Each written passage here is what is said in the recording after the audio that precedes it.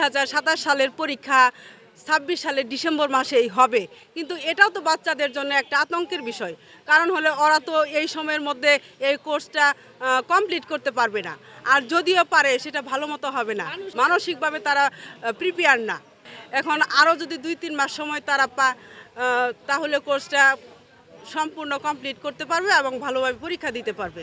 এটাও বাচ্চাদের জন্য একটা আতঙ্কের বিষয়।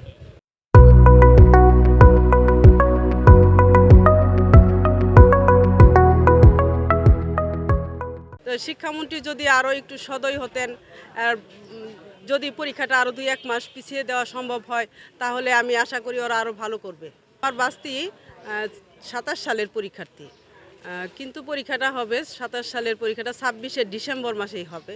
এটা আমরা এই 1 সপ্তাহ বা 15 দিন আগেই জানতে পারছি, ঠিক আছে। কিন্তু ওরা মানসিকভাবে তো ওভাবে প্রিপেয়ার না, কোর্সটা ডিসেম্বরের মধ্যে কমপ্লিট হওয়ার কথা না, ঠিক আছে। আরও যদি 2-3 মাস সময় তারা পায়, পরীক্ষা ভালো করবে। ওরা আসলে মানসিকভাবে বিপর্যস্ত।